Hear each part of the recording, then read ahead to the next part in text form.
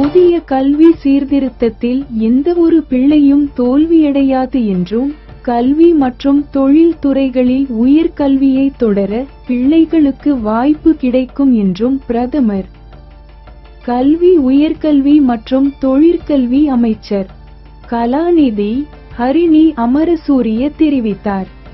யாழ்ப்பாண கிறிஸ்தவ இளைஞர் சங்க மண்டபத்தில் 2025 ஆகஸ்ட் 2 நடைபெற்ற வட மாகாண அறிஞர்கள் மற்றும் நிபுணர்களின் கூட்டத்தில் உரையாற்றும் போதே இவ்வாறு தெரிவித்தார்.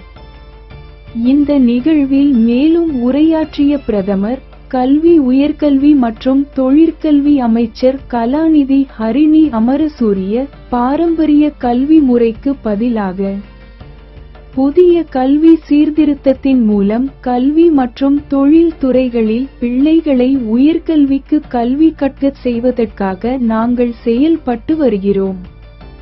முன்மொழியப்பட்ட சீர்திருத்தங்கள் மூலம் வரலாறு, மதம் மற்றும் அழகியல் ஆகிய பாடங்கள் பாடத்திட்டத்திலிருந்து நீக்கப்பட்டுள்ளதாக சிலர் தவறான கருத்துக்களை பரப்பி வருகின்றனர். இந்த தவறான கூற்றுகளுக்கு எந்த அடிப்படையும் இல்லை. வரலாறு, அழகியல் அல்லது மதம் ஆகிய பாடங்கள் எந்த வகையிலும் பாடத்திட்டத்திலிருந்து நீக்கப்படவில்லை.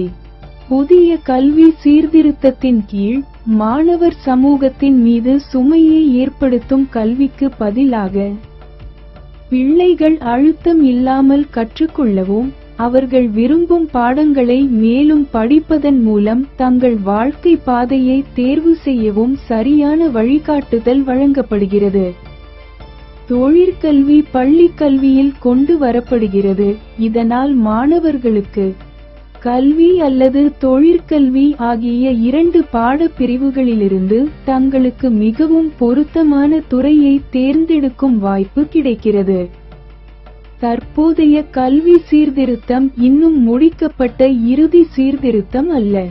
பாட வல்லுநர்கள், ஆசிரியர்கள், பெற்றோர்கள் மற்றும் சமூகத்தின் நேர்மறையான பரிந்துரைகள் மற்றும் புகார்களை கருத்தில் கொண்டு தேவையானவற்றை இணைத்து தேவையற்றவற்றை நிராகரித்து படிப்படியாக மேற்கொள்ளப்படும் சீர்திருத்தம் இது என்று பிரதமர் மேலும் சுட்டிக்காட்டினார்.